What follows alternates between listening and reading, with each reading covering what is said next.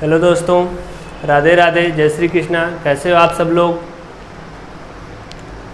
आज मैं आप लोगों को पेट एग्ज़ाम के पॉइंट ऑफ व्यू से भारत का संविधान पढ़ाने जा रहा हूँ। सिर्फ लिखा हुआ है गलत साधन सही उद्देश्य तक नहीं ले जा सकते, यानी हमें एक्स्ट्रा चीज़ों से बचना है। हमारे एग्ज़ाम के पॉइंट ऑफ व्यू से जो इम्पॉर्टेंट है हमें उसी पे फोकस करना है। हमें ये नहीं देखना है कि अन्य जो चीज़ें हैं, बहुत सारी चीज़ें हैं। मान लीजिए संविधान पढ़ना शुरू करेंगे तो उसमें बहुत सारी चीज़ें हैं। हमें एक्स्ट्रा चीज़ों पर फोकस न करके अपने काम की चीज़ों पर, जितने मटेरियल हमारे एग्ज़ाम में पूछे जाते हैं, जैसे कि पेट एग्ज़ाम करा चुका है, उसमें 10 क्वेश्चन आ चुके हैं संविधान के। सुबह 5 क्वेश्चन सुबह पाली में, 5 क्वेश्चन शाम पाली में। और उसके अलावा यूपी SSSC जो क्वेश्चन पूछता है उसको ध्यान में रखते हुए हम आपको सारा मटेरियल प्रोवाइड कराएंगे। यहाँ से आपको कहीं भी जाने की ज़रूरत नहीं है, बस आपका काम है कि हमारे चैनल को लाइक और सब्सक्राइब करते रहिए। अब हम आपको पढ़ाने जा रहे हैं भारत का संविधान पेट एग्ज़ाम के पॉइंट ऑफ व्यू से। भारत का संविधान जब हम शुरू करते हैं तो संविधान 2 शब्दों से मिलकर बना होता है। पहले संविधान को जानते हैं। संविधान 2 शब्दों से मिलकर बना होता है, सम प्लस विधान। सम का मतलब होता है समान रूप से, और विधान का मतलब है नियम कानून, यानी कि एक ऐसा दस्तावेज जिसके माध्यम से नियम कानूनों को हम जनता में समान रूप से लागू करा सके, संविधान कहलाता है। अब अगर मैं पढ़ाना चाहूँ तो शुरू करूँ आपको देश, राज्य, राष्ट्र में क्या अंतर है, सभ्यता, संस्कृति में क्या अंतर है। एक्चुअली वास्तव में शुरुआत यहीं से होता है संविधान का। भूमंडलीकरण क्या है, ये सब चीज़ें। लेकिन अब हमारा एग्ज़ाम अक्टूबर में हमारा एग्ज़ाम है, और एग्ज़ाम के पॉइंट ऑफ व्यू से जो सेलेक्टिव चीज़ें हैं हम केवल उन्हीं चीज़ों पर फोकस करेंगे। जैसे राज्य की परिभाषा मैं आपको बता दूं, देश, राज्य और राष्ट्र देखने में तो तीनों शब्द एक ही जैसे हैं। जैसे देश को या राष्ट्र को या राज्य को, संविधान में ज़्यादातर राज्य शब्द का, देश के लिए राज्य शब्द का प्रयोग किया जाता है। तो देश एक भौगोलिक अवधारणा है। कभी कभी अपने ही देश में लोग कमाने चले जाते हैं, जैसे उत्तर प्रदेश के हैं, दिल्ली का चले गए तो उनको कहा जाता है परदेश गए हैं, ये परदेसी बाबू हैं, परदेश रह के कमाते हैं। तो देश जो है एक भौगोलिक अवधारणा है, लेकिन राष्ट्र एक सांस्कृतिक अवधारणा है, एक भावनात्मक अवधारणा है। राष्ट्रपति को अगर देश को संबोधित करना है तो वो ये नहीं कहा जाता है देश को संबोधित, वो कहता है राष्ट्र के नाम संबोधन, क्योंकि वो भावनात्मक जुड़ाव है। लेकिन राज्य एक राजनीतिक अवधारणा है, और ये व्यापक है। देश और राष्ट्र से कहीं व्यापक है। आप अगर राज्य की परिभाषा देखें तो एक निश्चित भूभाग पर रहने वाले लोग और लोगों पर शासन करने वाली सरकार और सरकार के प्रांत संप्रभुता, इन सारी चीज़ों के सम्मिलित रूप को राज्य कहते हैं। तो राज्य एक व्यापक विषय है। खैर छोड़िए, हम अपने टॉपिक पर आते हैं। भारत का संवैधानिक विकास। भारत के संविधान का विकास कैसे हुआ। आप देखेंगे कि भारत के संविधान का एक बड़ा पार्ट भारत शासन अधिनियम 1935 से लिया गया है। यानी कि अंग्रेजों ने जो नियम कानून बनाए वो कहीं न कहीं पूरी तरह से तो नहीं, लेकिन एक मेजर पार्ट के रूप में हमारे संविधान में आज भी उपलब्ध हैं। तो कंपनी की स्थापना के साथ ही भारत के संविधान के विकास का सूत्रपात होता है। 31 दिसंबर सन 1600 को महारानी एलिजाबेथ के एक घोषणा पत्र के द्वारा भारत के लिए या पूर्व के साथ व्यापार के लिए ईस्ट इंडिया कंपनी की स्थापना होती है। शुरू में कंपनी को व्यापार करने के लिए गठित किया गया था, लेकिन धीरे धीरे समय बदला, परिस्थितियां बदली, और कंपनी न केवल व्यापार करने लगी बल्कि राजनीति भी करने लगी। और राजनीति के साथ साथ उसने क्या किया कि प्लासी का युद्ध जीता, बक्सर का युद्ध जीता, बंगाल बिहार उड़ीसा की दीवानी प्राप्त कर ली।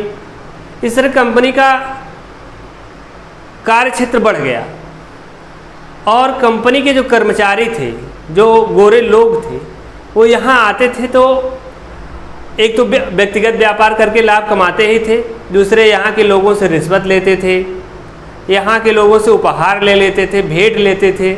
इससे भारत में तो आर्थिक बदहाली आ ही रही थी, भारत में गरीबी आ ही रही थी। और ये पैसा लेके जब ब्रिटेन जाते थे लोग तो वहाँ भी आर्थिक असमानता उत्पन्न हो जाती थी। इन सब चीज़ों को देखते हुए वहाँ के तत्कालीन प्रधानमंत्री लॉर्ड नॉर्थ ने एक गुप्त समिति का गठन किया। गुप्त समिति ने यह सिफारिश की कि अगर आपको भारत पर कंट्रोल करना है तो यह रेगुलेटिंग एक्ट 1773 पारित करना होगा। रेगुलेटिंग एक्ट 1773 की जो मुख्य बात यह है कि बंगाल को अधिक महत्व दिया गया। बंगाल के गवर्नर को गवर्नर जनरल ऑफ बंगाल कहा गया। ऐसा इसलिए कि मुंबई और मद्रास से कहीं अधिक महत्व बढ़ चुका था बंगाल का, तो बंगाल के गवर्नर को गवर्नर जनरल कहा जाने लगा और वारेन हेस्टिंग पहले गवर्नर जनरल बने। गवर्नर जनरल ऑफ बंगाल कहे गए, गवर्नर जनरल ऑफ बंगाल कहे गए। और इनके 4 सदस्यीय और मतलब बंगाल के गवर्नर जनरल प्लस 4 सदस्यीय परिषद का गठन किया गया, जिसके माध्यम से कानून नियम बना सकते थे। और इनके 4 सदस्य फिलिप फ्रांसिस, मानसन, बावरेन और क्लेवरिंग। 1773 के एक्ट के माध्यम से रिश्वत लेना, उपहार लेना प्रतिबंधित कर दिया गया। रिश्वत, उपहार ये सब प्रतिबंधित कर दिया गया। और कोई व्यक्ति अगर व्यक्तिगत व्यापार करता है, कंपनी से हटकर व्यक्तिगत खुद का अगर व्यापार करता है तो उसको लाइसेंस लेना अनिवार्य कर दिया गया। यानी लाइसेंस की अनिवार्यता जो आज भी है वो 1773 के एक्ट के से चल रही है। 1773 के एक्ट से आई।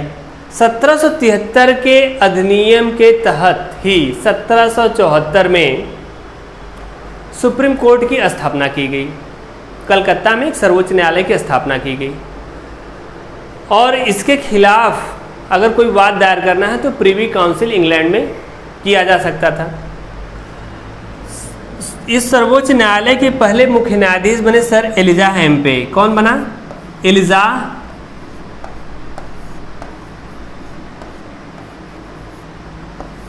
सर एलिजा हेम्पे। और इनके 3 अन्य सदस्य थे, चैम्बर्स, लिमिस्टर और हाइड। कभी कभी एग्जाम में पूछता है कि कलकत्ता में गठित सर्वोच्च न्यायालय के प्रथम मुख्य न्यायाधीश कौन थे, तो उनका नाम था सर एलिजा हेम्पे। और इसके बाद 1773 के अधिनियम में 1773 के जो रेगुलेटिंग एक्ट था उसकी कमियों को दूर करने के लिए एक्ट ऑफ सेटलमेंट 1781 आया। 1781 के एक्ट ऑफ सेटलमेंट में बंगाल, बिहार, उड़ीसा के दीवानी क्षेत्र के लिए विधि बनाने का अधिकार दे दिया गया और सर्वोच्च न्यायालय की अधिकारिता को कम कर दिया गया। सर्वोच्च न्यायालय के पहले राजस्व और न्यास दोनों संबंधित अधिकार थे, लेकिन 1781 के अधिनियम के माध्यम से इसके राजस्व का अधिकार समाप्त कर दिया गया और उसका काल केवल न्याय देखना रह गया, न्याय से संबंधित कार्य रह गया। और उसके बाद 1786 का अधिनियम आया। 1786 के अधिनियम से पहले 1784 में एक अधिनियम आया था, उसका नाम था पिट्स इंडिया एक्ट। क्या था? Pitt's India act. Pitt's India act Bharat में कंपनी के अधिकार पिट्स इंडिया एक्ट क्राउन का भारत में अधिकार का पहला दस्तावेज कहा जाता है और इसका शीर्षक था ब्रिटिश क्राउन के अंतर्गत भारत शासन। नहीं, ब्रिटिश क्राउन के अंतर्गत ब्रिटिश क्राउन के क्षेत्राधिकार के अधीन भारत का क्षेत्र। अब 1784 के पिट्स इंडिया एक्ट के तहत द्वैध शासन लागू किया गया। द्वैध शासन लागू किया गया। द्वैध शासन में क्या किया गया कि बोर्ड ऑफ कंट्रोलर और बोर्ड ऑफ डायरेक्टर, दो तरह के पद सृजित किए गए। बोर्ड ऑफ डायरेक्टर्स ब्रिटेन में रह के भारत के लिए नियम कानून बनाता था, ये व्यापारिक संबंधित था। बोर्ड ऑफ डायरेक्टर्स और दूसरा था बोर्ड ऑफ कंट्रोलर।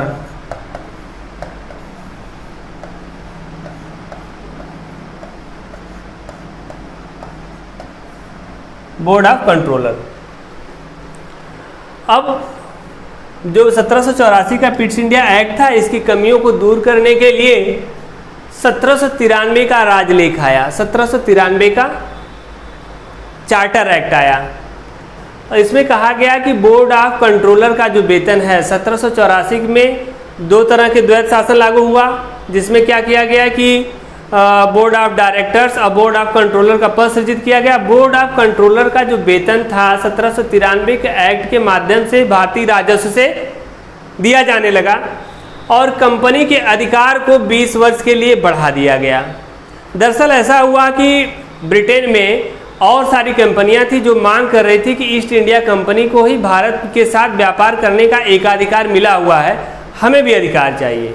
तो इसका विरोध उस ईस्ट इंडिया कंपनी ने किया, जिसकी वजह से उसको 20 साल के लिए और अधिकार दे दिया गया। और इस समय इससे पहले 1786 का अधिनियम आया था, जिसमें गवर्नर जनरल को वीटो की शक्ति दे दी गई थी। यानी कि जो भारत का गवर्नर जनरल था वह अपनी परिषद के निर्णय को पलट सकता था, बदल सकता था और अपना नियम लागू कर सकता था।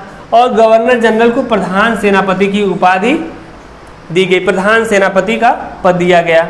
और 1793 के चार्टर के माध्यम से बोर्ड ऑफ कंट्रोलर का वेतन भारतीय राजस्व से दिया जाने लगा और कंपनी के अधिकार को 20 वर्ष के लिए बढ़ा दिया गया। इसके बाद आया 1813 का अधिनियम। 1813 के अधिनियम में यह प्रावधान किया गया कि कंपनी के व्यापारिक एकाधिकार को समाप्त किया जाता है। कंपनी के व्यापारिक एकाधिकार को समाप्त किया जाएगा और भारत में ईसाई धर्म के प्रचार के लिए मिशनरियों की स्थापना की गई। और मिशनरी भारत में आके करते क्या, भारतीयों को तो इंग्लिश आती नहीं थी, तो भारतीयों की शिक्षा पर व्यय करने के लिए 1 लाख रुपया प्रतिवर्ष का खर्च निर्धारित किया गया। अब सोचिए कि आज के समय में कोई अगर कोर्स लेना चाहे, बच्चा अगर कोई अच्छा कोर्स करना चाहे तो एक बैच की फीस 1 लाख से ज़्यादा है। और उस समय 1 लाख रुपया पूरे भारत पे खर्च के लिए 1 वर्ष के लिए प्रावधान किया गया। तो यह 1813 का अधिनियम था। इस तरह की जानकारी हम आपको देते रहेंगे। आप हमारे चैनल से जुड़े रहिए और आप यकीन मानिए कि आने वाले कुछ ही दिनों में, ये मेरा आज पहला वीडियो था, आने वाले कुछ ही दिनों में मैं आपको सारा मटेरियल बहुत ही सीमित समय में और पूरा परफेक्ट, यानी कि यहाँ से एक भी क्वेश्चन इधर उधर नहीं जाएगा, आपको सारा मटेरियल उपलब्ध कराया जाएगा। जय हिंद, जय भारत, राधे राधे।